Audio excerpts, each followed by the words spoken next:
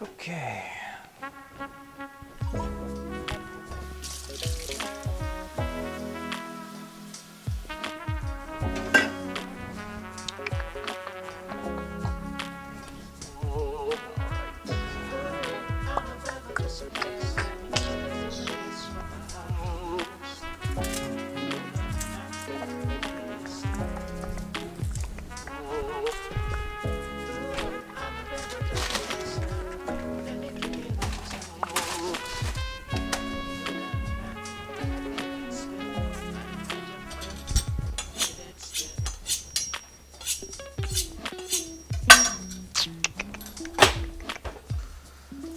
All right. Hello, everyone.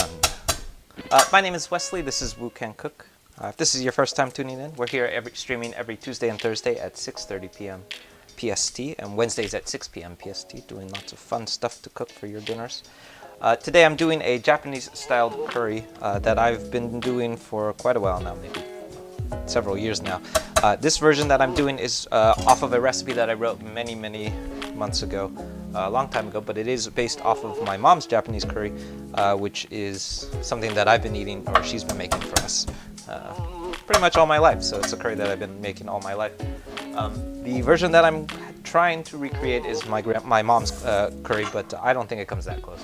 I think it comes pretty close though, and I'm going to be substituting in a couple ingredients to kind of get it close to that. In my opinion, what makes a Japanese curry, lots of people ask me what's the difference, but in my opinion, the more that I've researched curry, the more that I've discovered that I know very little about curry, because curry transcends across so many different cultures, especially like various different Asian cultures.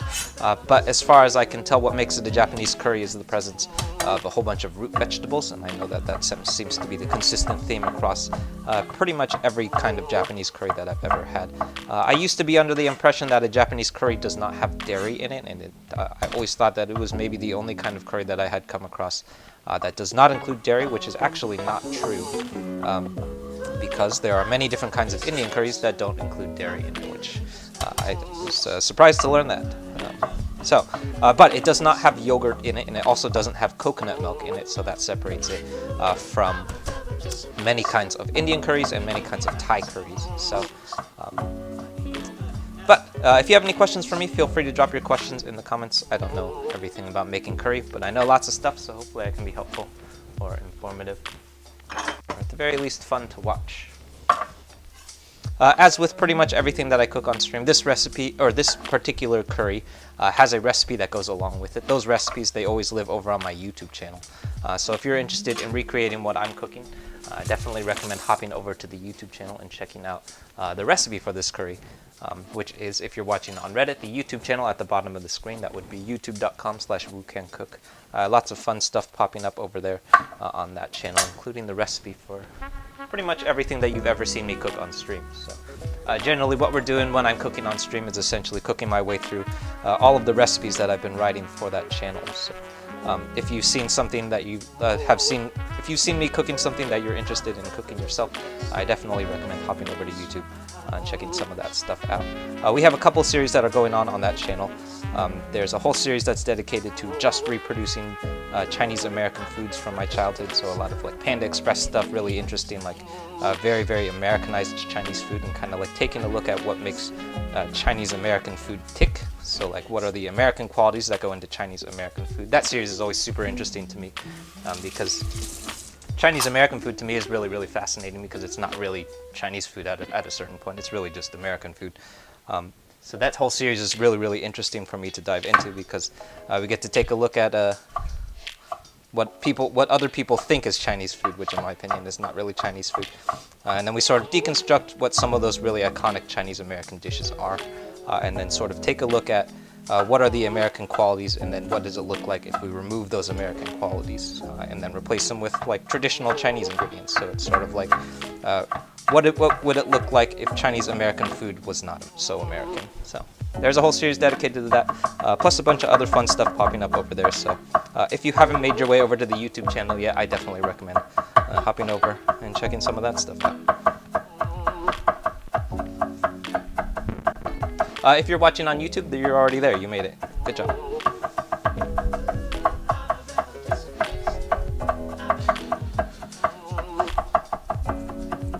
Alright, so as with pretty much everything that I cook in a wok, we're starting out with some crushed and minced garlic, followed by some fine minced ginger. You'll find that these two ingredients go into, I think, pretty consistently, I would say about 95% of every recipe that I've written. Almost certainly every single recipe that I have ever written that goes into a wok has these two ingredients.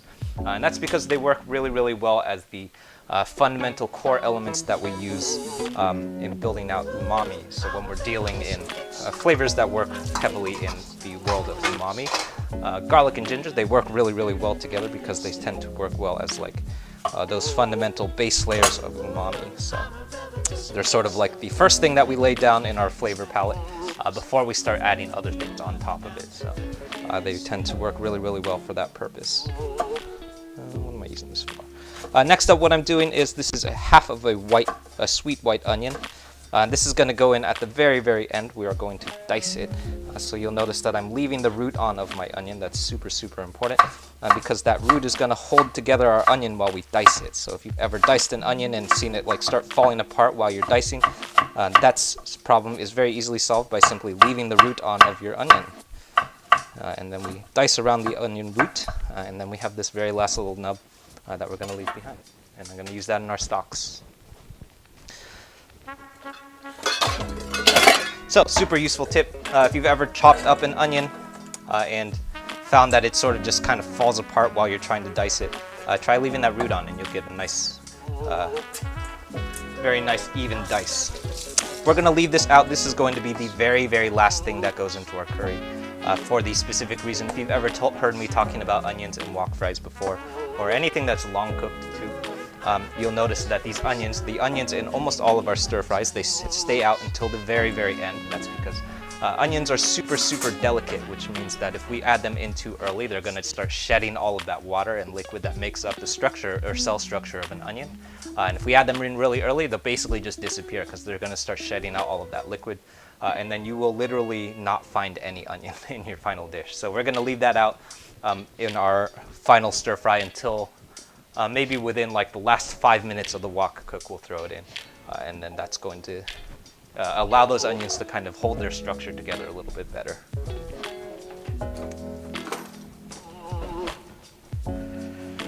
All right, next up, these are some carrots. So these are the two elements that, in my opinion, are part of what makes a or part of like the really iconic elements of a Japanese curry, and that is the presence of root vegetables. So we're using carrots and potatoes today, and I found that these two elements are probably the most quintessential elements, in my opinion, of a Japanese curry, because they're sort of like what presents itself in almost every kind of Japanese curry that I have ever come across. Leaving the root on it produces less tears, so it won't tear up your eye as much because it's not going to start shedding out all of that moisture into the air because the root is still on. All right, so for our carrots, if you've ever seen me chopping carrots, I definitely chop carrots a lot on this stream. You'll note that the first thing that I do after chopping up my carrots, or before I start chopping up my carrots, or after I finish peeling them, is that I sort them by size. This part is super, super important, and also probably like one of those things that lots of amateur chefs might leave out. Not that I'm not an amateur chef, but one of those things that lots of people forget to do, and that's because the reason that I like doing that is because carrots are really, really unevenly shaped. So you'll notice that your carrot is very, very large on one side, and then very, very small on the other side. And we actually have two different sizes of carrots because we have a bag of carrots that are not evenly sized. Not a big problem, but the first thing that we want to do before we start working with these carrots is then sort them into size so that we can chop them evenly. So our goal here is to make sure that our carrots are chopped into nice even sizes. And it gets really difficult to do that if your carrot is multiple sizes. So, what will help you chop those carrots into an even size will be making sure that we're aware of which part of the carrot we're cutting first. So I'm starting off with the smallest part of our carrots first, which I'm just doing as coins. So we're going straight down, and that's sort of like the smallest element of our carrot. It's a nice coin. It's very thick in the center, but not too wide though. So one more time. And we have these nice coins of carrots, right? So these are super important. Really, really important. What we want to pay attention to right now while we're dealing with the smaller parts of our carrots is that we're chopping them particularly thick, and that's because they're super small, which means that if you throw a really, really small part of a carrot that's chopped even smaller into the wok, it will disappear, or will cook at the very least unevenly. So what you'll notice that I'm doing now, so I'm chopping the second half of my carrot. These are the larger bits of our carrot. And I sliced it in half, and now we're cutting half carrots. So our goal here is to get the most even shape of carrot that we can possibly get across the board. And that's to make sure that we have a nice even cook on our carrot too.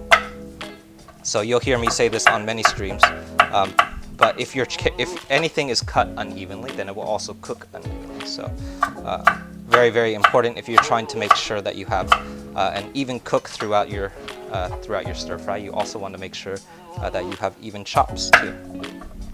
Those two are interrelated.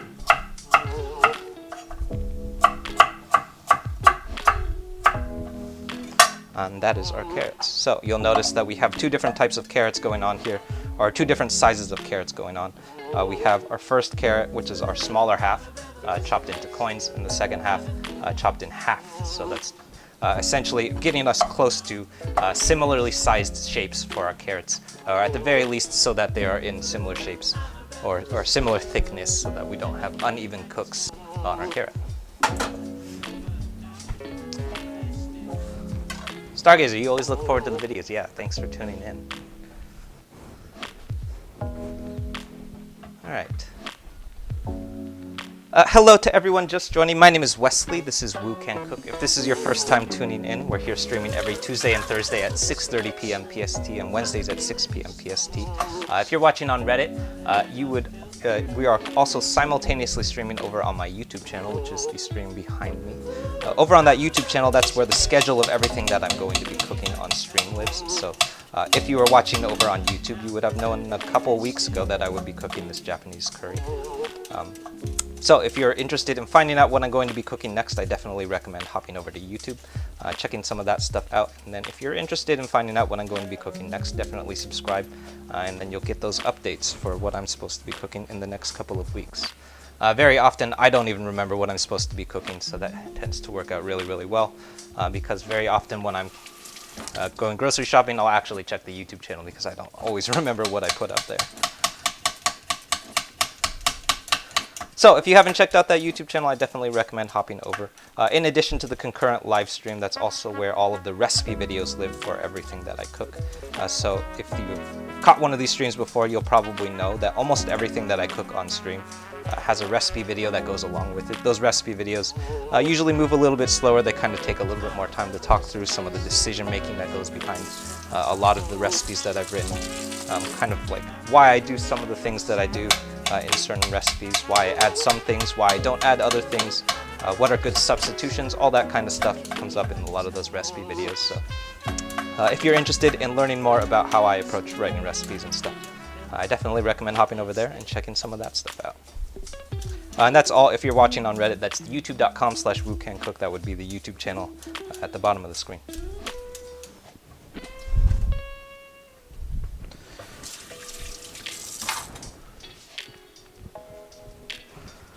All right.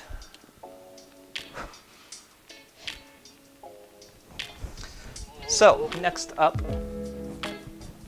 I'm chopping up some potatoes here. Oh, I should also mention, if you have any questions, feel free to drop your questions in the chat. I don't know everything about Japanese curry, but I know lots of stuff, so hopefully I can be helpful or informative, or at the very least fun to watch.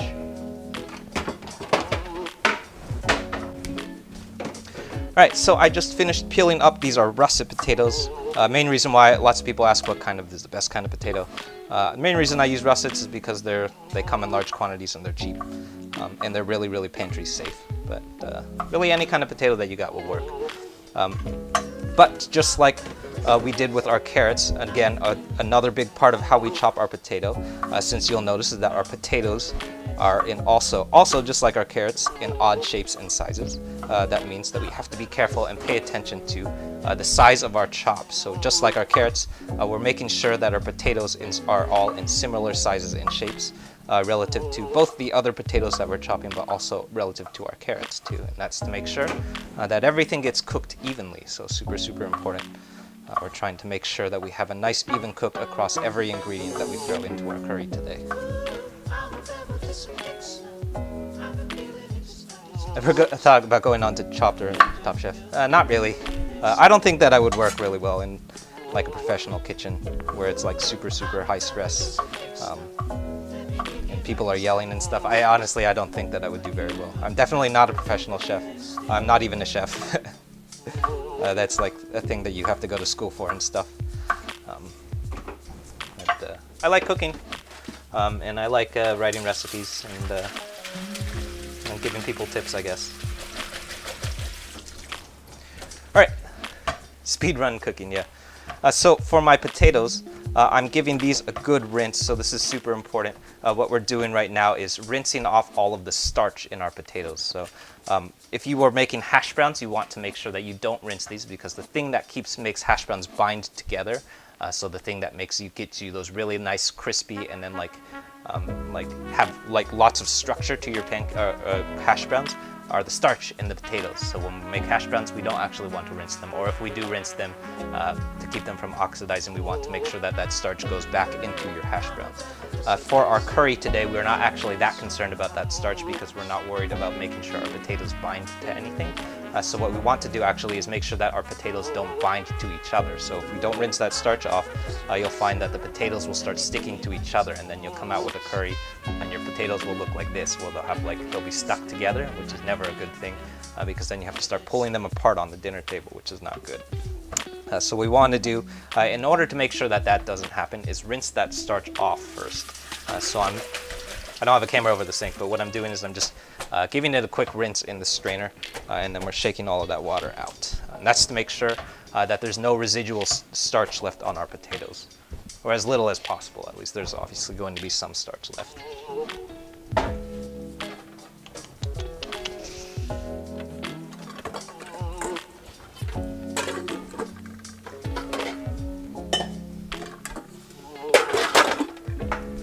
All right, so the last thing that we're gonna do before we move on from our potatoes is make sure that we're storing them in water. So our potatoes are gonna go into our wok pretty early, but I'd say we're about 10 minutes off from moving over to the wok. So before we do anything else, we want to store these potatoes in water. So this is a bowl of cold water, and I'm just adding our strainer right on top. So that's gonna make sure, what we don't want to happen is if our potatoes are exposed to air without their skin for too long, they will start oxidizing.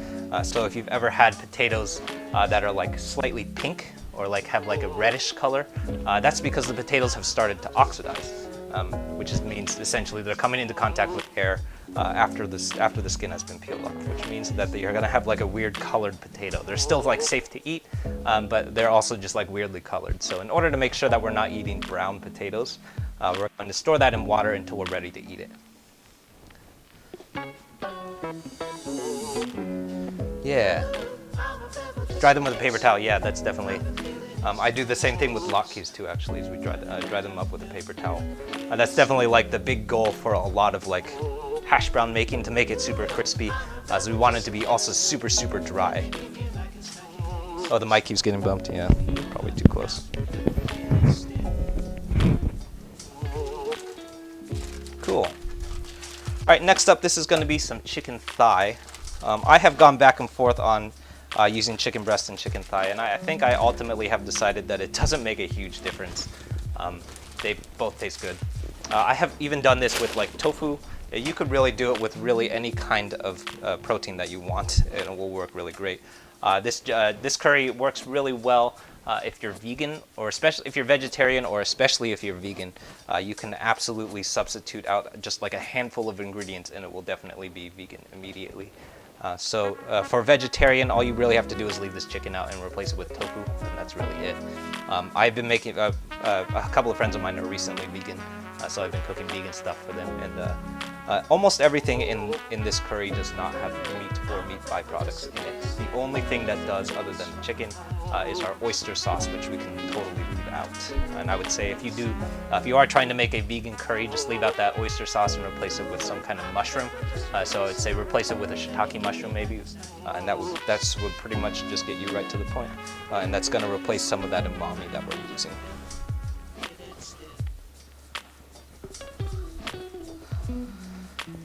All right. Cool. That's your name. Okay, cool. Yeah. Avatar. Yeah, you like the knife. Yeah, lots of people like this knife. It's a really fun knife. I found this knife at a estate sale, it's a vintage knife. I believe it's from the 70s. It's a French chef's knife called a Père Nogent. And it's been like super fun to use because it's super sharp, and also just like really ergonomics, really easy to use. But also, like, I feel like every time I mention this knife, I also want to mention that a good knife is you don't really have to have a super expensive knife for it to be a good knife. All that's really important about having a good knife is that it's super sharp. So I would say if you're going to start investing in knives, invest in something, a good set of things to sharpen whatever your current knife is. And you could take a cheap knife and sharpen it really well, and it will be miles ahead of any other knife that you've ever used that's dull. Even like the really professional knives, even if they're like if you have $1,000 knife and it's dull, it's no good. It's basically trash. So before you invest in a good set of knives, I would say invest in a good set of whetstone, probably a sharpening steel, and a good strop, and that's going to get you a much higher quality to whatever knife that you're currently working with. So I definitely was using, before I got my hands on these knives, I was using like a cheap, I think it's called Kamachi. It's basically one of those colored knives that you get at Costco. And I was using that for, I think, almost 10 years before I found these knives.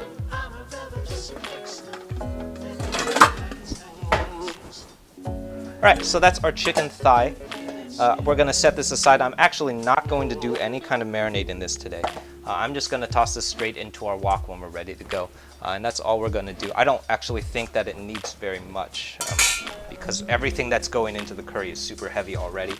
So I think it's really unnecessary to marinate that meat because it's going to be slow cooking in so many things already that you really don't need to do too much in order to make sure that it is flavorful.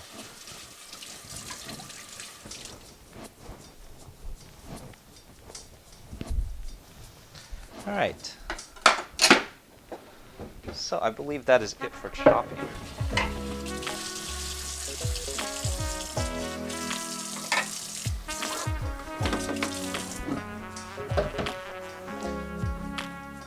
Potatoes, yeah, that's good, totally. All right, so I'm rinsing my board off because there's lots of chicken fat on it, which we don't want.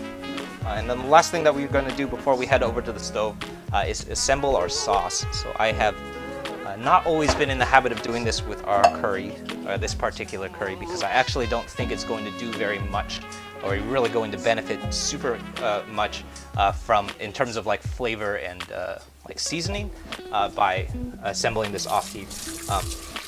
But what I have started doing is I've recently started adding a little bit of miso paste to this curry. Which is very solid. So if you've ever worked with miso paste, so this is our miso paste today.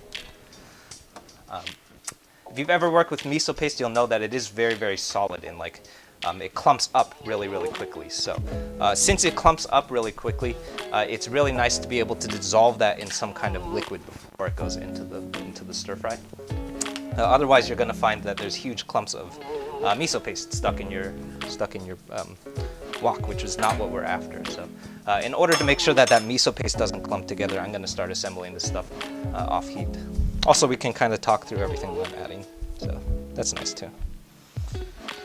All right, so I'm starting off. This is going to be 4 tablespoons of soy sauce, followed by, this is 2 tablespoons of mirin. So mirin, if you're not familiar with it, is a fermented rice wine. So it comes from Japanese cooking, and it is derived from the fermentation of rice and wine, which means that we get a little bit of umami. It's a little bit sweet, kind of like sake. It kind of reminds me of sake, which is actually our next ingredient. We're going to use, this is going to be an entire 1/4 cup of sake. So this is where all of the brightness is going to come from in our curry. It all comes from this sake and our mirin. So these 2 ingredients are super, super important because they contain a whole bunch of alcohol. So the alcohol is where all of the brightness is going to come from, since we're actually not using any vinegar at all. So since there's a huge lack of vinegar in our curry, that's all going to be replaced by alcohol. So alcohol is super, super useful when we're trying to create brightness in a dish. So anytime that you're looking at a recipe, especially if you're looking at a recipe and trying to understand how that recipe is working, always look for the elements that are bringing each specific thing. So what I like looking for are, what are the elements that are bringing brightness, what are the elements that are bringing sweetness, what are the elements that are bringing saltiness. So like when I'm looking at a recipe, what I'm looking for is, okay, is there vinegar in it? If there's no vinegar, then what are the things that are doing what vinegar would do? So like, is there rice wine? Is there sake? Is there white wine sometimes, Shaoxing wine, anything alcoholic? All of that is bringing some kind of brightness. So if you're not sure what a certain element is doing, pay attention and look into it yourself. All right, next up, this is 2 tablespoons of oyster sauce. Oyster sauce, as the name implies, is derived from the fermentation of oyster. So we're going to get a whole bunch of fishy umami from it. If you can't find oyster sauce, I found that fish sauce works really, really well too.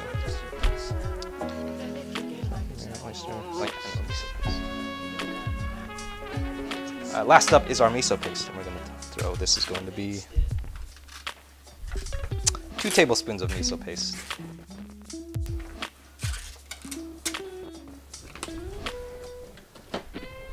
Yeah, 1/4 cup, yeah, totally. Light soy sauce, yeah, actually, that's a great point. So a lot of people ask me what kind of soy sauce that I use.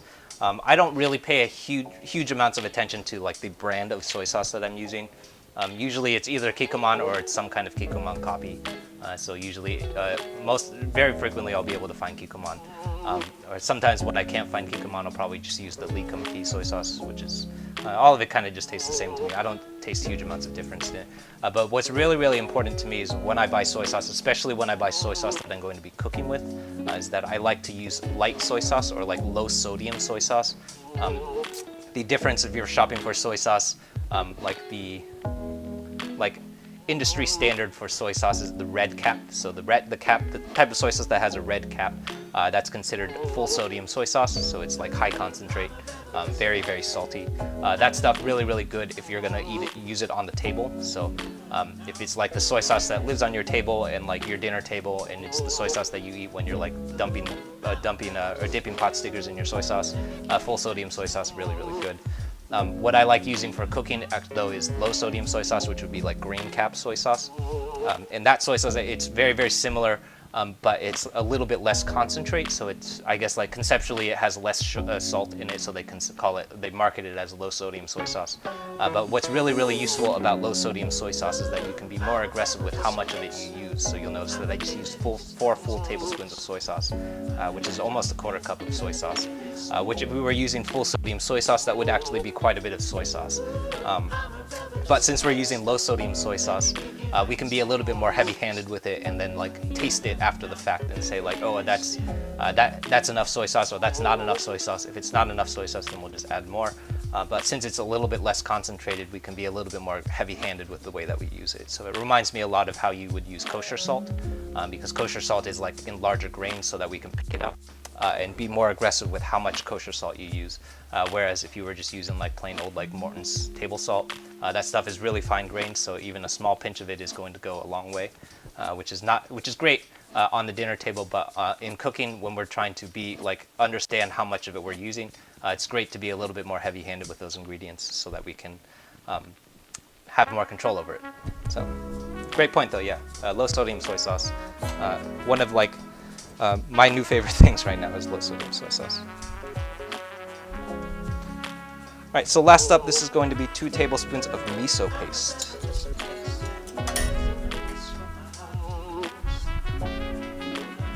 So you'll notice that our miso paste, it's very, very thick, which means that it will have to break down in this liquid.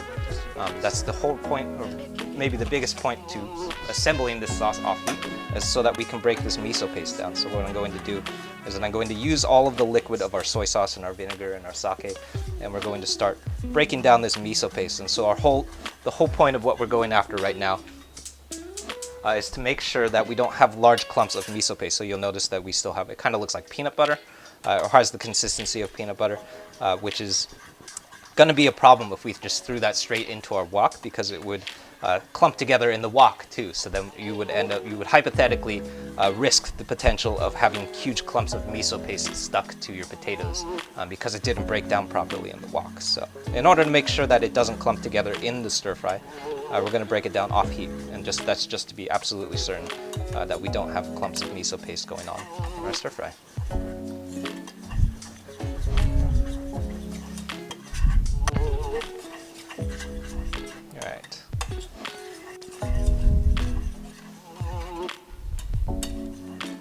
So I'm just stirring this just enough until we don't have any large clumps. Small clumps will be okay, but I'm really just making sure that the large clumps of miso paste are really broken down.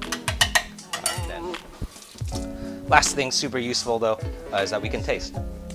So taste your sauce. What does it taste like? Does it need something? In my opinion, because I've made this sauce so many times, it needs a little bit of sugar, or salt, excuse me. So I'm gonna add a pinch of salt, and I think that's going to open up the flavor quite a bit.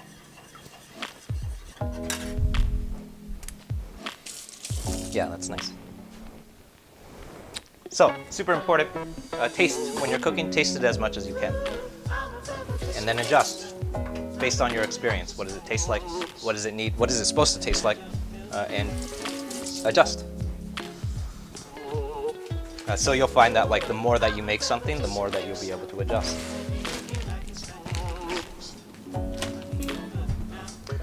Alright, so the last thing that we're going to do before we head over to the stove is assemble our cornstarch slurry. So cornstarch slurry, as the name implies, is cornstarch stirred into a slurry. So this part is super, super important. And you'll notice that the cornstarch slurry makes an appearance in pretty much all Chinese food, especially, or most Asian food, but definitely all Chinese food that has a thick or heavy sauce base. Definitely curries, even some noodle dishes, definitely most any stir fry that has a heavy sauce base. And that's because the cornstarch is what causes that, it's what makes that sauce thick. So before we add the cornstarch, we're going to have a pretty liquidy and loose curry. Once we add this cornstarch slurry, everything's going to start tightening up. We're going to have a nice thick and cohesive sauce. So this is super, super important. We're going to leave it out until the very, very end once we're ready to start tightening up our sauce. And so essentially all we're doing right now is just making sure that that cornstarch is not in a solid form. So just like we did with our miso paste, is we're making sure that our cornstarch is broken down into a liquid form. And that's all we need to do. This is going to be the very last thing that we add right after we do our onions, is our cornstarch slurry. All right.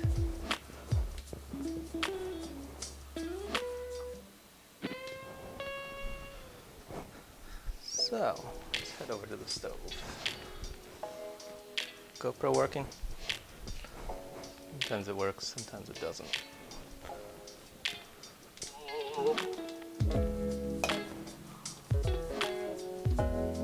There we are.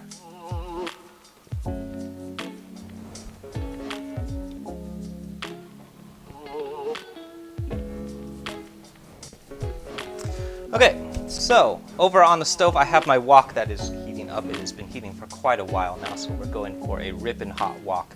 So lots of people have asked me why would we want to do a curry on a wok, because woks are more traditionally used for slow cooking. For fast cooking. That's why we use them for stir fries, is because they're really great on heat or really aggressive heat. I have started doing this curry in a wok over the last maybe like 3-4 months or so, and I honestly have not taken my Dutch oven out again since I started using this wok. And it's because there are two halves to our curry. So the first thing that we're going to do is do basically our stir fry. So we're going to bloom our aromatics just like we would with any other stir fry. So we're going to add our garlic and ginger. We're going to bloom it in some oil, and then we're going to steer in flash cook our chicken just like we would with a stir fry. So we're going to add our chicken, and then we're going to cook it really fast on really, really high heat. And that's going to give us that nice crispy quality to our chicken. And then we're going to add a wok ring, and then we're going to start slow cooking from there. So we're going to add all of our liquid elements. We're going to basically do a slow 20-minute braise in our curry. And that's the part that most people are concerned about using a wok for, is because they're worried that if you use a wok in a curry for a slow cook, that it won't be able to retain heat as well, which is absolutely not true. Because it is totally built for that. It has the size and structure to just do a nice slow cook.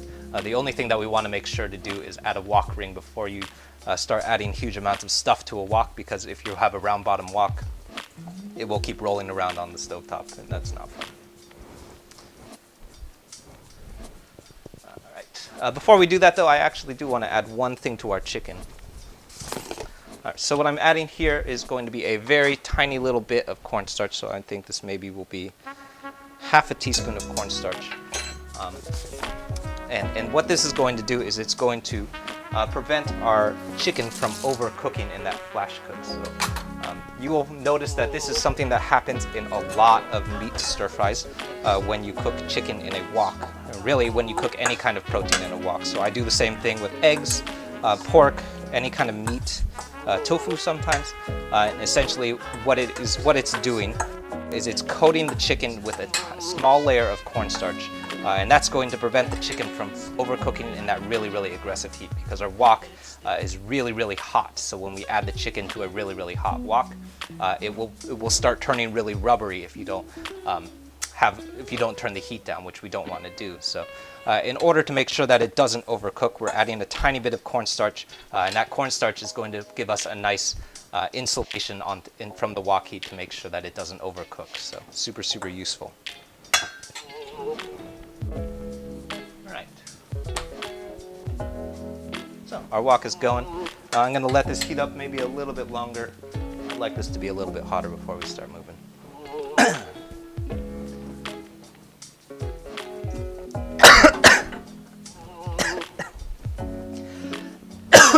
Excuse me. All right, while that's going, hello to everyone just joining. My name is Wesley. This is Woo Can Cook. We're here every Tuesday and Thursday at 6:30 p.m. PST and Wednesdays at 6 p.m. PST. Excuse me. We're here every Tuesday and Thursday at 6:30 p.m. PST and Wednesdays at 6 p.m. PST. Today we're doing a Japanese-styled curry that includes the use of root veggies. Like today we're going to be using potatoes and carrots. Those two are, in my opinion, the two primary ingredients that go into a Japanese curry, because it's what kind of makes it quintessentially Japanese. If you're interested in reproducing what I'm cooking today yourself, I recommend hopping over to our YouTube channel and checking out some stuff that's going on over there. Lots of fun stuff going on over there. That's where, if you've ever caught one of these streams before, that is where all of the recipes live for all of these streams. So everything that I cook on stream, it has a recipe that goes along with it that always lives over on the YouTube channel. So if you pop over to the YouTube channel, you will dig through and you will find the recipe for this particular curry. If you haven't caught one of those recipe videos yet, I definitely recommend hopping over to YouTube and checking some of that stuff out.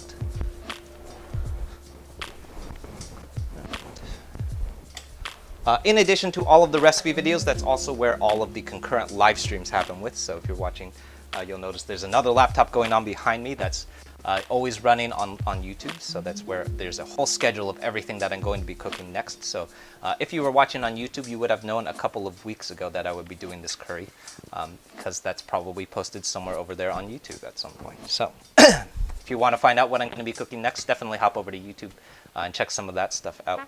We have a couple of series going on right now, so there's definitely one very popular series that I've been doing that's dedicated to Chinese American food. So we've been reproducing a lot of food from Panda Express and PF Chang, stuff like that, and kind of deconstructing Chinese American food, what makes Chinese American food so American, and then reconstructing it without those American elements. So like, what does General Tso's chicken look like?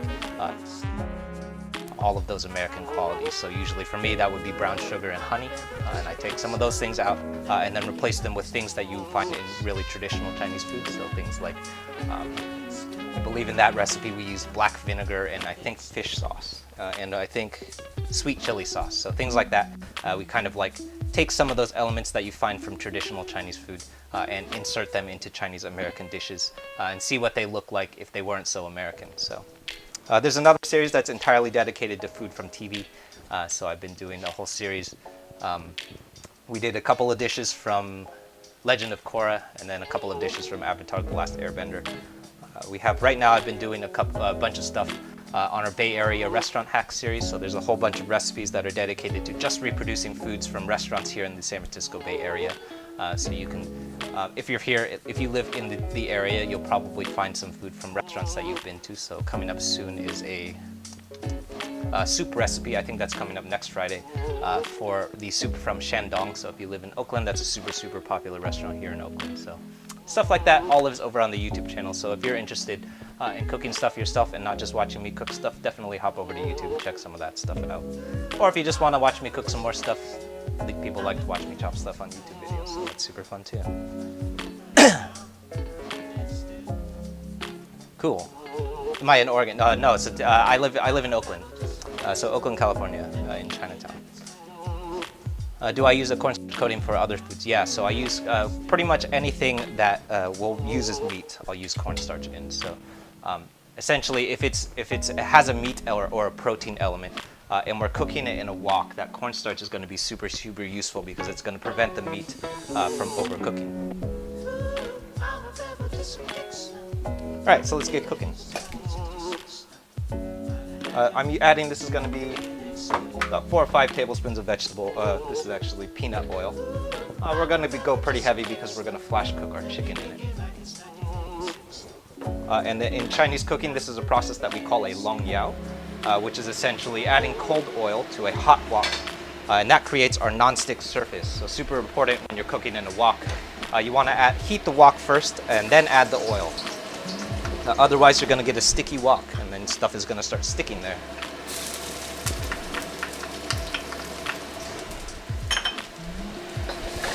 All right, so I'm starting off with my garlic and ginger here. We're going to bloom that just long enough until it's aromatic. So use your nose and smell. When you start smelling garlic and ginger, you're ready to move on. So once it's aromatic, then we can move on and add our chicken, chicken.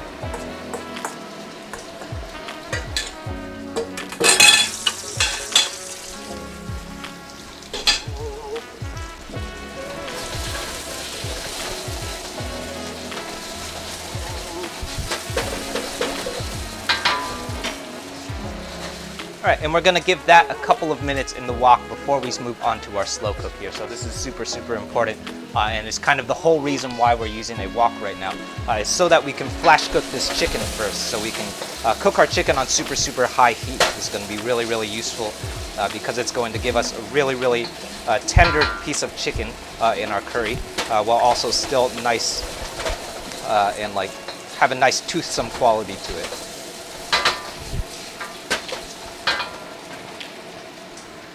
All right, so we're gonna let that go. That's gonna go for maybe a minute, maybe a minute and a half.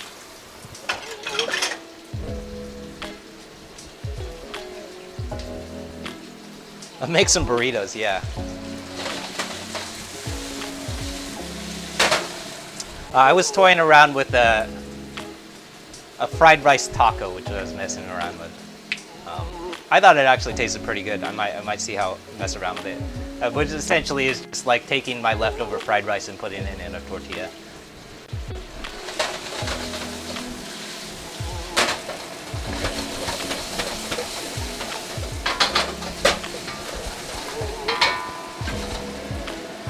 All right, so that's gonna go for maybe another 30 seconds or so.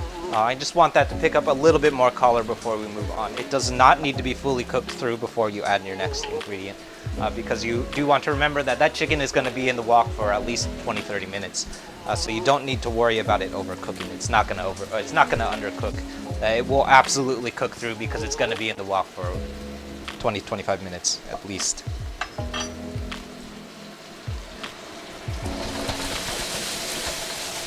All right, so I'm pushing everything to one side. So this is a technique that you find comes up in wok cooking quite a bit. So we're moving everything to one side, and that's to clear some surface area in our wok. And that I want to do so that we can add our dry ingredients. So this is going to be 3 tablespoons of curry powder. And what we're trying to do is make sure that these dry spices make nice contact with that oil. And what that's going to do is that oil is going to bloom all of the aromatic qualities of our spices. And that is also a teaspoon of turmeric. We're just mixing that in with our cooking oil. And that's going to allow all of the aromatic qualities of our curry powder and our turmeric to bloom out. It's going to be really, really important. Otherwise, you won't be able to bloom out those aromatic qualities, and you're not going to get as much flavor out of your chicken or out of your curry powder.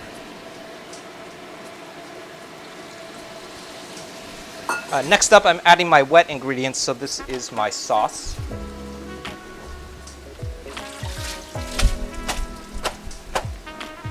Followed by my potatoes.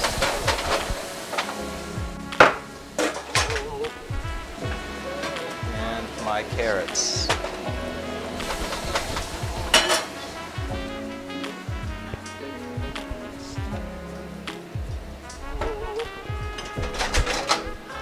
And then I'm going to follow that up with, this is half a cup of chicken stock that's going in next. So if you're trying to keep this vegetarian, I would just use vegetable stock and it would just work just as well. And then last is going to be a full 2 cups of water. So this is the point where all of the heat is going to disappear from our wok. We don't even need this overhead anymore. So this is 2 full cups of water. And this is going to now start slow cooking, and we want to be very careful now because our wok is not on a wok ring. So what I'm going to do is add my wok ring. So this is our wok ring. I use this most often, and I use that when I deep fry stuff. What that's going to do is just going to prevent the wok from rolling around.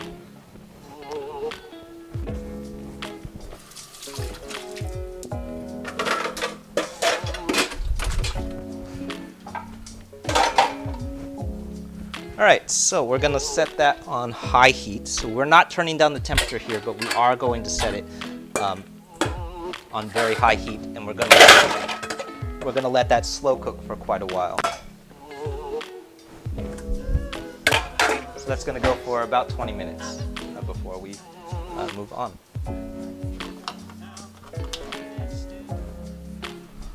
Cool.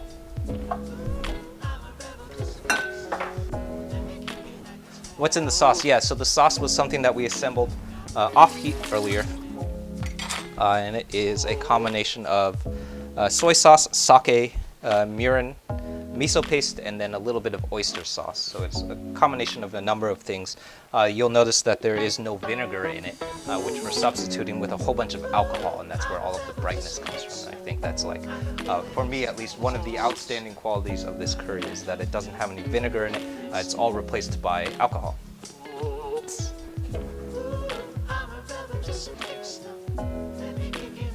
Yeah, so that's super, super useful. I think that, in my opinion, that's kind of like what makes this curry, at least this version of Japanese curry, so interesting to me, is that it doesn't have any vinegar. All of the brightness is derived from alcohol. Cool. What's black vinegar? Yeah, Crystal, good to see you. How's it going, Crystal? Yeah, let's talk about black vinegar. So this is gonna slow cook for about 20 minutes, so we have lots of time to talk about some stuff. So this is black vinegar. It looks a lot like soy sauce. It is not soy sauce. Black vinegar, it tastes pretty similar to rice vinegar. So if you can't find black vinegar, you could totally just substitute it with rice vinegar, and then add a little bit of sugar, and that will, or at least use a little bit of brown sugar, and that will get you a pretty similar flavor. I love using black vinegar. Most often when I'm using black vinegar, what I'm doing is I'm trying to create color. So I use it in tangent with dark soy sauce quite a bit. So this is my dark soy sauce. You'll notice that dark soy sauce and dark vinegar are very similar in color. So these are the two primary ingredients that I use in dishes like pad see ew, which has a very, very dark color to it. That's super, super useful to use these two ingredients because it is where all of the color comes from. That's what creates that really dark brown color. Lots of people think that it comes from soy sauce, but it's not. It's not from soy sauce. You can't get that color from soy sauce because it's not thick and like concentrated enough. But you can get it from things like dark soy sauce and dark vinegar. Dark vinegar has a similar flavor to it, but it is a little bit more sweet. In my opinion, it has a little bit of like a molasses flavor to it, which is why I say is if you can't find black vinegar, you could substitute it with rice vinegar with a little bit of brown sugar, and so brown sugar, if you're not familiar, brown sugar is sugar that's cooked. I believe it's cooked in molasses. So that little bit of molasses that you get from the brown sugar will substitute some of that molasses sweetness that you get from black vinegar. So super, super useful to include that when you substitute. I know everything about wok cooking. I know lots of things about wok cooking. Totally. I should be a show host. Yeah, Flanders, how's it going? I actually am a show host, so that's it's weird to say. So I'm definitely not. Lots of people ask me if I'm a professional chef. I'm not a professional chef. You can watch the curry cook. No point in just watching my hands. I am not a professional chef. I actually am a professional musician by trade. So I play music for a living with a band called Trace Repeat. I also write beats. So lots of people ask about the beats that play under my voiceovers and in all of the Wu Can Cook videos. Those beats, they're all published under Wu Cook's Beats. So if you're looking for some of the music that plays under here, that's all written by me. Up until COVID happened, we were pretty much gigging pretty much every weekend with Trace Repeat. But since COVID happened, we haven't really been able to convene as a band. So I have since started writing beats in my spare time, which is where the Wu Cook's Beats comes from. And then I started this YouTube channel, mostly out of like boredom because I couldn't play music anymore. That's where I am now. And then like randomly, I have no idea how this happened, but I'm super grateful that it did. Bay Street Emeryville approached me and asked me, I guess they were probably watching these streams, and they asked me to host a cooking show on their Facebook page. So I actually am a cooking show host over on that series, so if you want to check out, lots of people ask me if I ever cook stuff that's not like Asian themed, and all of that stuff, it happens over on the Bay Street Emeryville show. The show is called Monday Meals with Wu Can Cook. And it's every Monday night at 6 p.m. PST. So that's the reason why I'm never here streaming on Monday nights, is because we're streaming over on the Bay Street Emeryville Facebook page. So if you want to watch me cook like hamburgers and steaks and pork chops, stuff like that, that all lives over on the Bay Street Emeryville Facebook page. Super, super fun hosting that show. I believe it's like facebook.com/Bay Street Emeryville, something like that. Really, really fun. Cool opportunity to be doing that show during COVID, like the COVID quarantine. Yeah, great concept. But yeah, ethnic foods turned American. Yeah, so that series has been super, super fun. Lots of people are really excited about that series because essentially what we're doing is like we're picking recipes from like those really, really iconic Chinese American restaurants. So places like P.F. Chang's, Panda Express, things like that. Places where people like don't normally associate with like Chinese, like traditional or like authentic Chinese cooking. So we're intentionally looking for dishes that don't use authentic ingredients. And then kind of like taking a look at, first thing usually what we do in that series is we'll look at like how does that recipe work. So and lots of times that's super interesting. For the first version that we do when we hack those recipes, it's always super interesting because you'll find that some of those recipes make decisions that make no sense at all. They only make sense for marketing purposes. So lots of times in almost every Panda Express recipe I have ever hacked, they never use chicken thigh. They always use chicken breast. And for a long time, I could not figure out why. I thought maybe there was some kind of reason. Maybe it was moisture, maybe like moisture retention. I don't know. I couldn't figure it out. And then a friend told me it's probably marketing purposes because people think that chicken breast is healthier than chicken thigh, which totally makes sense. That's absolutely why they do it, is so that they can tell people that it's healthier than a General Tso's chicken with chicken thigh in it. So stuff like that, really interesting to deconstruct because it's like really interesting to take a look at why those restaurants do certain things, why they leave certain things out. Definitely like the Panda Express, like General Tso's chicken, it includes a whole bunch of veggies, which is really interesting because a General Tso's chicken does not traditionally have vegetables in it. It's usually just a fried chicken with the sauce. So usually in that series, I'll take it apart and like kind of figure out like what are the things that make it iconic to those places like Panda Express. And then I'll do a second version, which will remove all of those American qualities. So we'll take out a lot of sugar, we'll take out a lot of sauce, a lot of sweetness. Most of the time in those American ingredients, I'll remove a lot of sauce, and then I'll replace it with things that are like those flavors but adjacent. So lots of times when I remove sugar, I'll replace it with things that are sugar adjacent. So instead of honey, I'll use like sweet chili sauce. That comes up a lot. Or sometimes when I remove sugar, I'll use things like mirin or oyster sauce, hoisin sauce, stuff like that. All things that you find in traditional Chinese cooking, but not things that you would normally find in Chinese American cooking. So it's really interesting because the thing that you get at the end of the day is probably not something that you've ever eaten before. So the General Tso's chicken that we assembled, it used black bean sauce, which is a very, very common thing in Chinese food. It's what you use in dajiamian. But you would normally not eat it with fried chicken. And when we assembled it without all of that sugar, I replaced it with black bean sauce, and it was very, very interesting.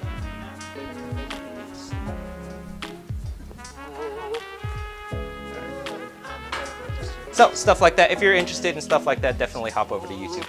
Check that series out. There's lots of fun recipes coming up over there. We have lately been diving into P.F. Chang's. I just did their mushu pork. That was super, super interesting. The Beijing beef from Panda Express, that was super interesting because I've never deep fried beef before, so that was really fun. I just started or finished a recipe for the P.F. Chang's Mongolian beef, which if you're following on the YouTube channel, you probably saw that I posted a few of the mess ups that I did. And I discovered I was super frustrated with the Mongolian beef because Mongolian beef is supposed to be really simple. It's literally just sauteing beef. But I did it 3 times, and the first 3 times I messed it up really, really bad. And that lives over on the YouTube channel, so if you want to see me mess stuff up, those are all posted over on YouTube too. So if you haven't caught that stuff yet, definitely hop over to YouTube, check it out. Lots of fun stuff over there. If you're watching on Reddit, that would be the YouTube channel at the bottom of the screen. If you're watching on YouTube, it's the channel you're already on. You made it. Do I have a lot of leftovers? Yeah. For this curry, definitely lots of leftovers for this curry. Because it's in huge quantities. There's 3 whole potatoes and 2 carrots, and I think like 3 breasts of chicken. There's going to be a lot of leftovers.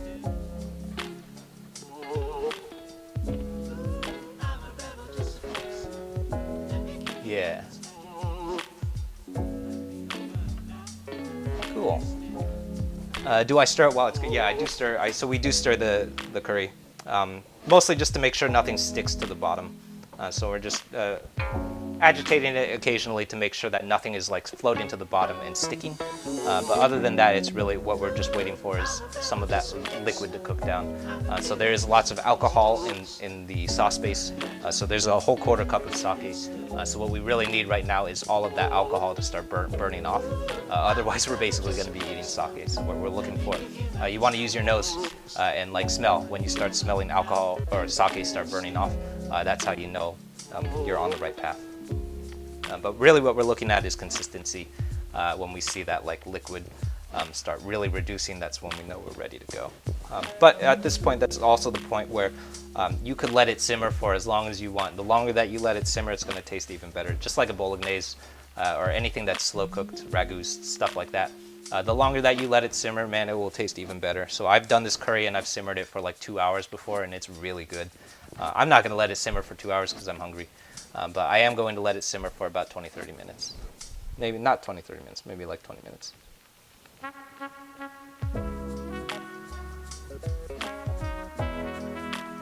What could I use in what could I use for a vegetarian version? Yeah, so the recipe, the original recipe that I published for this curry used tofu, which came out really good. I just used firm tofu.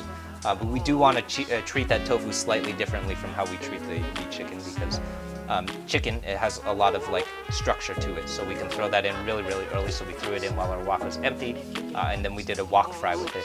You can't really do that with tofu, because if you throw tofu into a wok and you use that kind of aggressive wok toss, it will start breaking down, and then you're going to have broken tofu, so you're going to have like crumbly bits of tofu.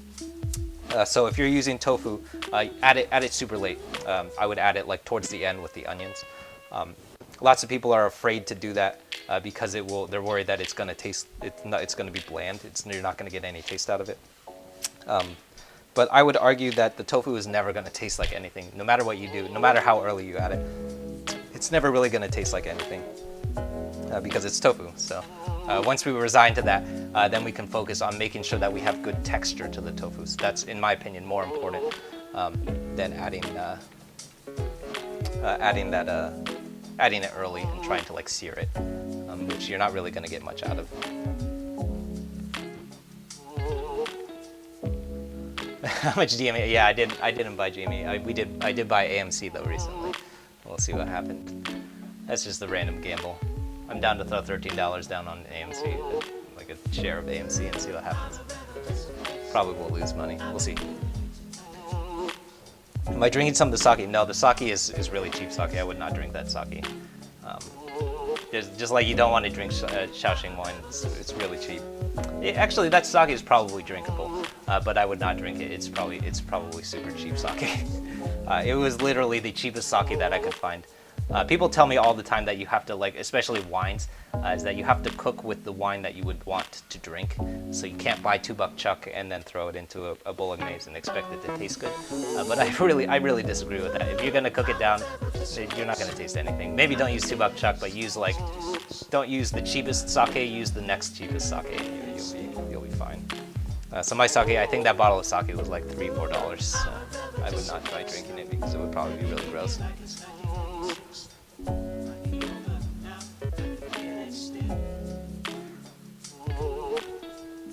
TX Jet, oh cool. I've never seen the all-seen UFO. That's the first time I've seen that award. Thank you for the awards. Thank you everyone for the awards and airtime. It's super fun.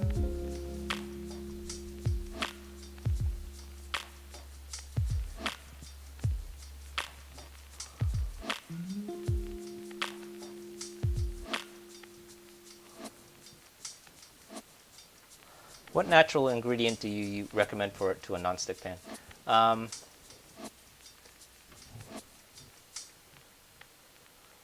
To nonstick a pan. I see. Yeah.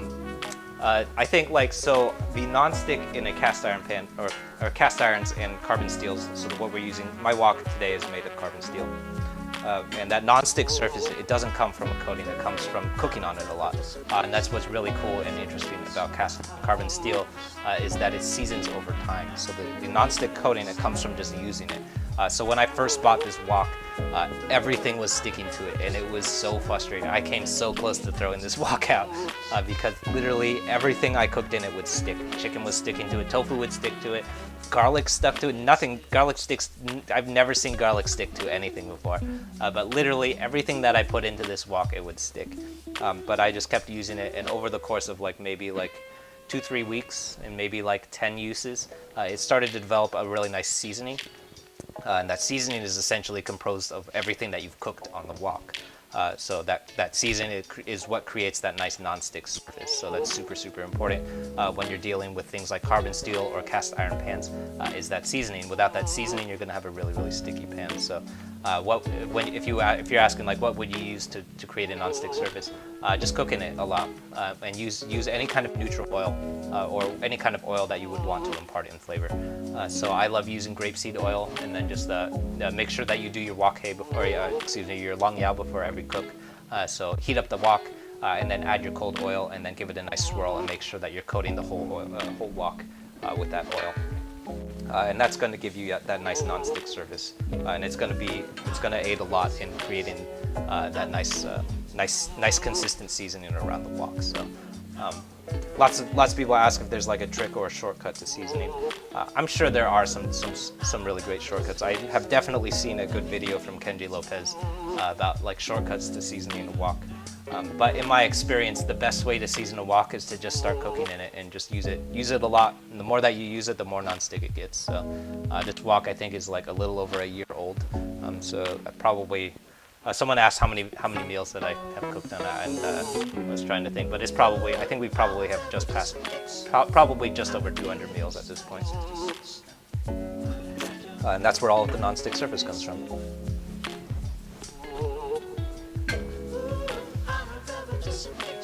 All right, this is nearly there. I think we need another maybe 5 minutes before we move on and start adding our next ingredient. While that's going, I'm going to give that a little bit more time before we add our onions in. Curry, yeah, confused. That's a good username. I like reading the usernames of people because everyone has funny usernames. Hello to everyone just joining. If this is your first time tuning in, this is Woo Can Cook. We're streaming here every Tuesday and Thursday at 6:30 p.m. PST, Wednesdays at 6 p.m. PST, doing lots of fun things to cook for dinner. Where can you find the beats? Oh yeah, yeah. Let me leak that.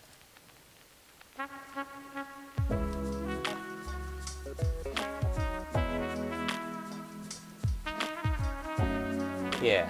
So all of the beats, those live over on the sister channel to this series, which is called Woo Cooks Beats. That's where I've started publishing. Basically, if you've heard a piece of music that is streaming underneath a voiceover or in a video or anything that is published under Woo Can Cook, that all lives under Woo Cooks Beats. Either that or it lives with the band, which is called Trace Repeat. As it actually happens, this beat, it's releasing on Spotify tomorrow, so that's going to be super cool. It's a remix of the Portugal the Man song. It's called Feel It Still. So lots of fun stuff. If you haven't checked that out, I should probably link this on Reddit too.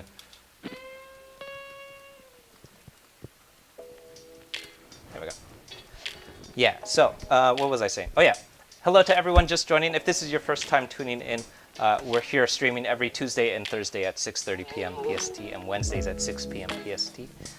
With new recipes out on YouTube every Friday, usually Friday morning in the PST time zone, sometime around then.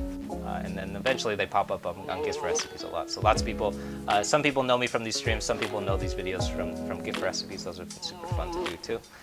If you haven't yet, definitely hop over to YouTube and check out some of those recipes. Lots of fun recipes popping up over on YouTube, including the recipe for this particular curry. Pretty much everything that I cook on stream will at some point will probably already exist as a recipe. If it doesn't exist as a recipe, it's probably something that I'm working on already. Sometimes I'll even film during the stream. So right now I'm actually filming this so that we can do a recipe video for this curry because I did it one time and I messed it up. So I'm gonna redo it. So if you're interested in finding out what we're going to be cooking next, you can also find that whole schedule, which lives over on YouTube, which would be the computer behind me. That's where the whole schedule of everything that I'm supposed to be cooking in the next coming couple of weeks lives. So I think the next 2.5 weeks are already up on YouTube. And I just penciled a unscheduled stream on next Friday for Chinese New Year, so that's going to be super fun. So if you want to find out what I'm going to be cooking next, definitely hop over to YouTube, check some of that stuff out. Give it a subscribe if you're interested in what we're doing. We're working our way to 2,200 subscribers by the end of the month. So if you want to help us hit that subscriber goal, definitely pop over and check some of that stuff out. There's a couple of series that live over on that YouTube channel. There's a whole series dedicated to just foods from my childhood. Pretty much the whole series is dedicated to foods from my childhood, but in various different contexts. This particular curry is a curry that comes from my mom's cookbook, which she gave me the recipe for at one point. And then I reproduced it, and I discovered that she wasn't really following that recipe anymore. She was pretty much just ad-libbing from it. And that's how I discovered that she probably has no idea what goes in that curry. Or no, she probably can't tell me. It's probably just something that she does by feel. So I worked out a recipe trying to figure out how to reproduce it myself, which is what we're cooking today. So if you're interested in stuff like that, definitely hop over to the YouTube channel, check some of that stuff out. That's all at youtube.com/woocancook. What instruments do I play? Yeah, I play guitar and I sing. I also play bass, piano, learning the drums a little bit. And then I produce beats, so I play the MPC a lot when I produce those beats, which is super fun. I dabble in a lot of stuff, but I would say my main instruments are guitar and singing. All right. So this is looking good. I'm going to add my onions here, and if you remember at the start of the stream, I told you that these would be the very last thing that we're going to add because they're super, super delicate, which means that we're pretty close to being cooked. This is curry. If you weren't here at the beginning of the stream, the reason that we're adding these onions super late is because onions are very, very delicate. So if you add your onions to a curry too early because it has such a long cook time, they will start to disintegrate. And then you will literally not have onions anymore. They will literally shed all of their water, and there will be no physical sign that you ever added onions to your curry. And I have done that before, where I added the onions really, really early with the aromatics and kind of bloomed it out. And then sort of like let it come together with the curry because I thought, well, maybe it will impart a lot of nice flavor. That's not what happens. Essentially what will happen is that because onions are mainly made up of water, is they shed all of that water and then they just disappear and then you don't have onions anymore. So we want to add those onions really, really late so that they don't completely disappear. So.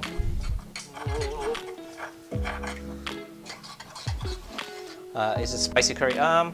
It kind of depends on like what. So my powder today is pretty spicy, so I'd say it's going to be a little bit spicy. It's also the reason why I'm have been dabbling or looking into making my own curry powder, because a curry powder is a spice blend, so it's a blend of a couple of spices, and I can't remember off the top, but it's definitely mainly turmeric and chili powder, plus cumin, mustard seed, I want to say. I think there's some cinnamon in there. I think there's star anise, and I forget what else goes into curry powder. But it's mainly a composition of a bunch of different spices. So I've been looking into is how to make my own curry powder so that we can have more knowledge and control over what our curry ultimately tastes like. Because otherwise, your curry is definitely going to be controlled by the flavor of your curry powder.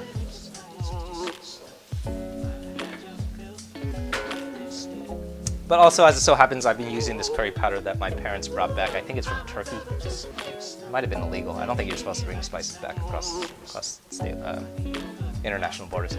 But it's really, really tasty, and I love this curry powder. So I'm gonna make my way through using up all of this curry powder before I start making it myself. How do you make it extra spicy? Yeah, you could add a couple of different things. I have not been in the habit of making it any spicier than it already is. The only thing that I really like adding to this curry is a little bit of red pepper flake. That's probably the most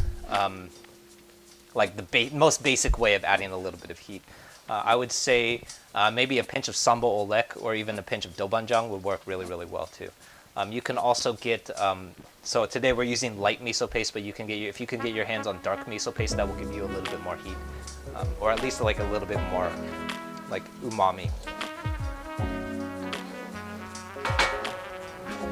All right, so I'm noticing that my curry is reducing a little bit faster than I'd like it to because I'd like those onions to cook a little bit longer. So I'm going to add a tiny little bit of water here. And that's going to extend our cook time a little bit longer. So if you are slow cooking for a super long time, so if you are trying to slow cook this thing for a whole hour, that's probably something that you're going to start doing quite a bit, is you're going to be adding water as it reduces. So while it simmers, add a little bit more water. Today I'm just adding a little bit more water to give our onions a little bit longer in there before it starts cooking up.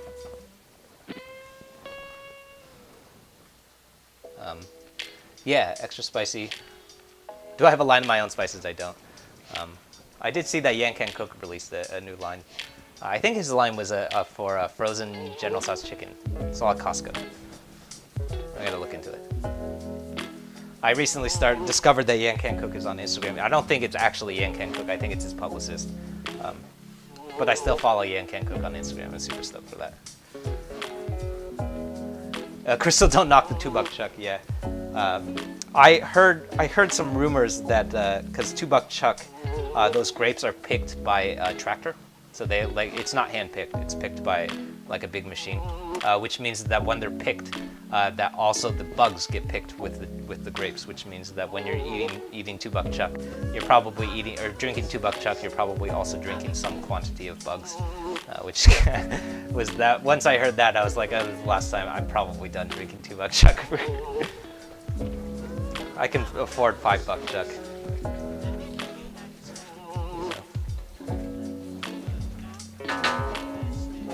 All right, I'm gonna let this go for maybe another 2 minutes. I'm gonna add a little bit more water so we have a little bit more time in the cook. As it kind of cooks, you probably want to keep, so the main thing that we're keeping an eye on right now is the consistency of our curry. So we're watching and making sure that we have a nice liquidy substance. We don't want this to reduce too much, otherwise it's going to start burning. So you want to make sure that you don't lose all of that liquid. So as your curry cooks, if it looks like it's reducing and it's like close to being done, but you're not ready to pull it off the stove, keep adding more water. And that will delay the cook time longer and longer until you're ready to eat it. But the longer that you delay that cook time, the more time that it spends on the stove, and the more time that you give it slow cooking, the more like those flavors are going to develop, and then you're going to have this really, really nice, like huge depths of flavor, and it's going to be really, really tasty. So I love doing that with things like bologneses or anything that comes together in a slow cook, because you can get this really nice depth of flavor going. All right.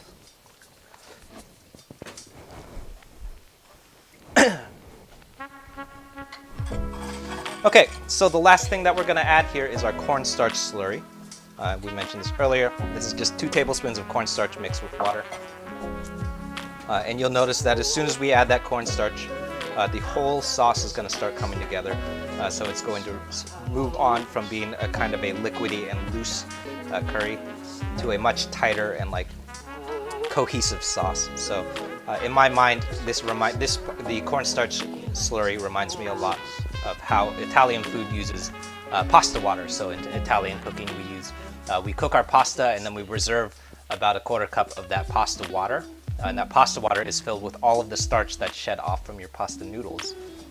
And that extra starch, we use it to build out really, really thick sauces. And that sauce is where it's how you develop like really, really thick, creamy sauces in things like carbonaras. It's where the thickness comes from bologneses, ragus, stuff like that. It all comes from the starch of that pasta water, which is why you will see lots of chefs that will refer to pasta water as liquid gold, because it's where all of the creaminess and sauciness of all Italian cooking comes from that pasta water. In Chinese cooking, we do a very similar thing, but instead of pasta water, we use cornstarch. So same thing, same concept.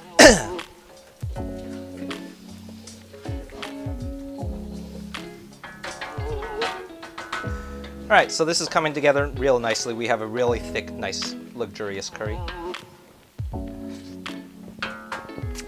You'll notice that this is the first time that I have tasted the curry, and that is very specifically intentional. I wasn't actually being negligent. You want to wait until the end before you season your curries. So you'll notice that I didn't add any salt. There was no seasoning going on until right at this moment. So we very specifically want to wait until the end before we start adding seasoning, especially with anything that's slow cooked. As it reduces, it's going to start becoming more concentrated. So if it's not salty enough when it has lots of liquid in it, it may become more salty as it starts reducing. So you want to wait until the very, very end with things that are slow cooked like this before you start adding your salts. And if you are making adjustments, you want to wait until the very end before you add that stuff, because you can very easily over season things if you're not careful. So we're waiting until the very, very end, and I think it needs just a pinch of salt. And it actually does not need heat.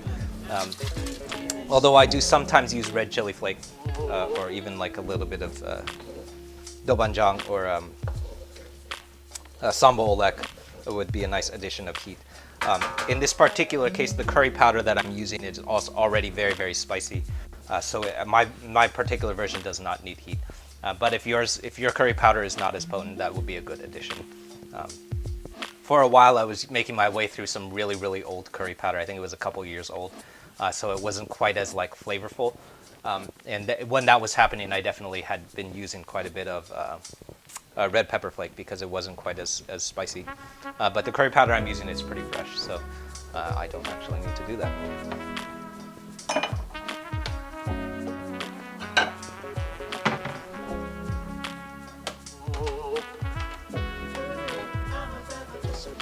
right, let's plate this up.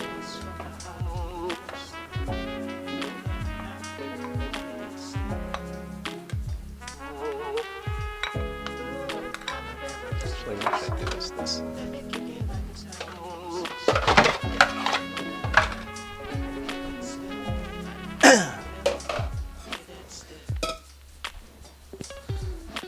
so let's see how we're gonna do this. Let's do this over here. It's a lot of salt, actually, so it looks like a lot of salt, so people ask me about that a lot. So what we're using today is actually kosher salt. So it does look like a lot of salt, but it's actually not, because kosher salt is larger in grain, which is why we use kosher salt, is because you can pinch it a lot more of it, which means that you can add more kosher salt without it adding as much salinity. If we were using like plain old like table salt or like Morton salt, and we used that much salt, it would definitely have been too much salt. But in this case, because we're using kosher salt, it's actually a lot more forgiving, so we can use more of it without it becoming a problem.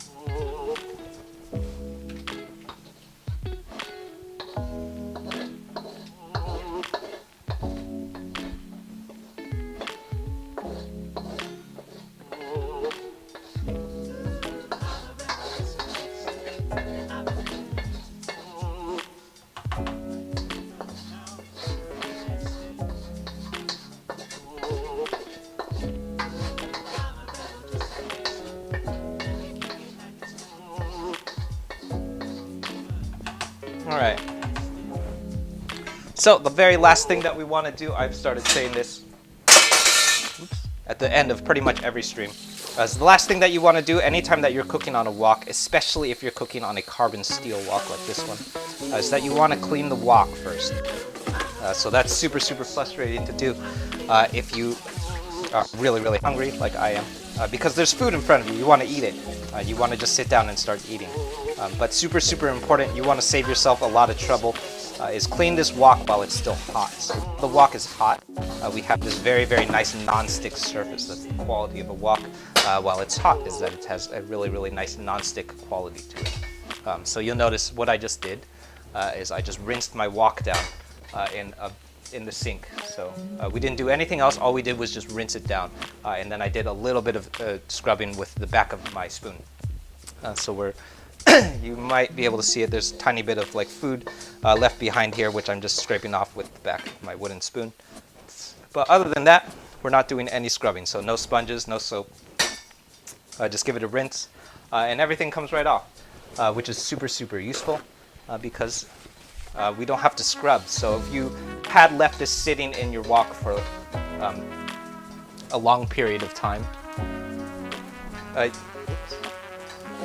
if we had left this sitting in our wok for a long period of time, so like say if we had gone and sat down and then started eating and then come back 45 minutes later and then cleaned our wok down, you would find that your wok is now stuck with a bunch of stuff on it, so that all of that curry and all of that like liquidy substance, cornstarch, all of that, it's going to start sticking to the wok because your wok is not non-stick anymore because it has cooled down. So do yourself a huge favor. Proper wok technique, always clean the wok while it's hot. Otherwise, you're going to have lots of trouble cleaning it when it's cold. And the last thing that we're doing is just coating everything in a little bit of oil, just to make sure that nothing oxidizes or rusts, which means you have to also season the bottom of your wok too, and make sure that the bottom of the wok doesn't rust either. And that's it. That's all you need to do to clean a wok. No soap, nothing like that. I know everything about 2-buck chuck, yeah. That's the only thing I know about 2-buck chuck. All right, so let's plate this up.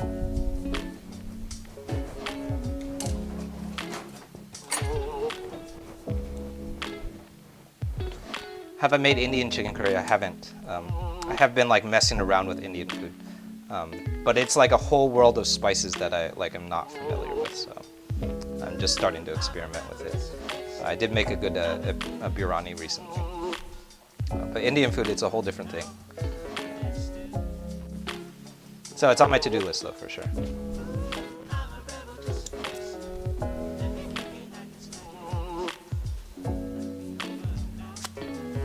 All right.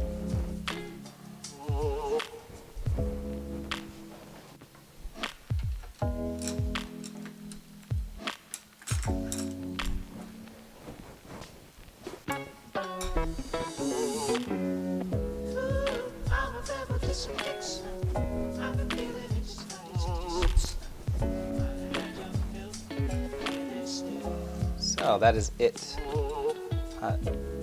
That is my chicken curry. Thank you everyone for tuning in. If you haven't checked it out yet, definitely hop over to YouTube and check out the YouTube videos for all of these recipes. As with pretty much everything that I cook on stream, there's also a recipe video that goes along with this particular curry. That all lives over on the YouTube channel, which is at youtube.com/WooCanCook. We're streaming here every Tuesday and Thursday at 6:30 p.m. PST and Wednesdays at 6 p.m. PST with new recipes out every Friday. So if you haven't checked out one of those recipes yet, definitely check out the next recipe. This Friday, we're going to be releasing a Malaysian brown sugar cake, which is called a Gah-li Gai, which literally translates to Malaysian cake, which is done in a steam basket. So it's a steamed Malaysian brown sugar cake. That's coming out this Friday. It's another recipe hack from our Bay Area series that's reproduced from a restaurant here in Oakland called Ming's Tasty, which is going to be super, super fun. So if you haven't checked out some of those recipes, definitely pop over and check that out. We're doing a whole series that's just devoted to reproducing foods from restaurants here in the San Francisco Bay Area. So I've done a couple of restaurants in Oakland. There's one from Shandong in Oakland, another one that's coming out tomorrow from Ming's Tasty. There's a couple of recipes from a restaurant in San Francisco called Dragon House, lots of stuff like that. We have another series that's dedicated to just reproducing Chinese food or Chinese American food. And then kind of reimagining Chinese American food without the American qualities. So taking really, really iconic Chinese American dishes like General Tso's chicken, honey sesame chicken, kung pao chicken, stuff like that, and removing all of the American qualities and reassembling them as traditional Chinese food, which is always super interesting with dishes like that, because most of those things, they're not Chinese food at all. They're basically just American food. So it's really interesting to see what that looks like. So if you're interested in stuff like that, definitely bop over to YouTube. Check out some of those recipes. And subscribe if you're interested. We're working our way to 2,200 subscribers by the end of February. So if you want to help us hit that subscriber goal, definitely hop over to YouTube, give it a subscribe. Only subscribe if you're interested. Don't subscribe if you're not interested, because then I don't want to spam people. So what else? Yeah, lots of people have been asking about the music. The music is all lives over on the sister YouTube channel, which is called Woo Cooks Beats. So if you're interested in finding out more about some of that music, I'll drop the link for that channel. The beat that you're listening to under my voice right now is popping up on Spotify tomorrow, so it will be available on Spotify at midnight EST. So I think that's coming out in like an hour. I think it's going to be on Spotify in an hour or two. So that's going to be super fun. That's coming up very soon. This Friday, so tomorrow, we're going to be dropping Gah-li Gai, which is going to be super fun. Fun steamed cakes, so a really interesting way of doing this a cake. We're going to be steaming it in a bamboo steamer. So if you haven't seen the Gah-li Gai yet, definitely tune in and check that out. What else? Oh, the last thing. So I just penciled in a last-minute Chinese New Year stream that's going to be next Friday, which is on Chinese New Year. So if you have any suggestions for what you want me to cook for Chinese New Year, definitely drop them. Bop over to YouTube, check out that stream, or drop it in the chat. Tell me what you want me to cook. All right, thanks for tuning in, everyone. My name is Wesley. This is WooCanCook. Thanks for tuning in. I'll see you soon. I will be back next Tuesday doing pad thai, I think. I think we're making pad thai. I should start paying attention more. All right, I'll see you soon.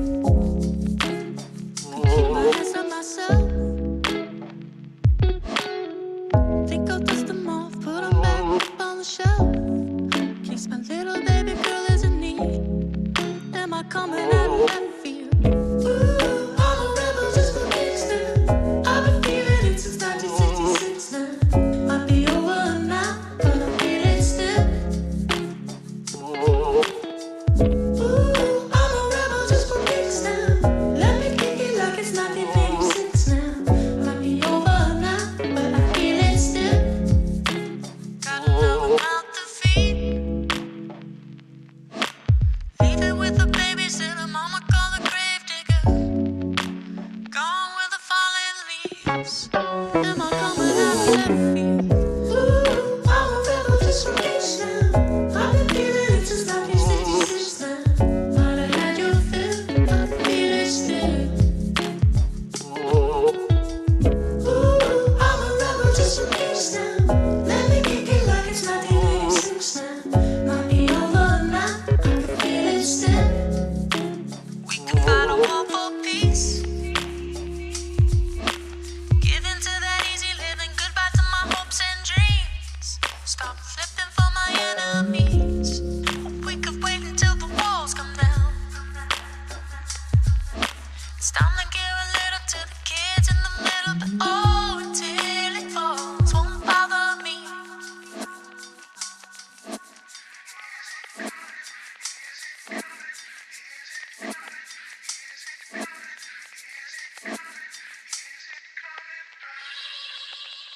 I'm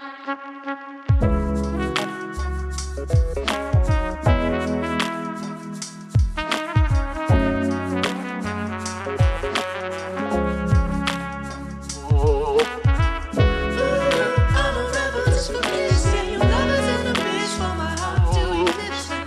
Might be over now, I feel it still. Ooh, I'm a rebel just for this now. Let me kick it like it's 1986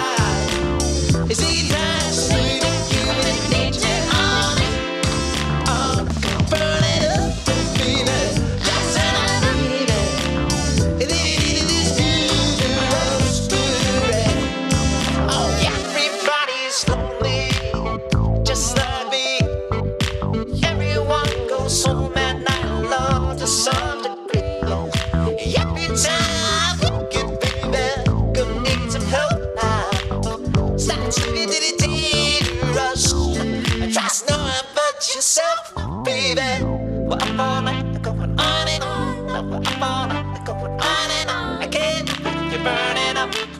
I can't feel you burning up. Now I wanna go on and on. Now I wanna go on and on. I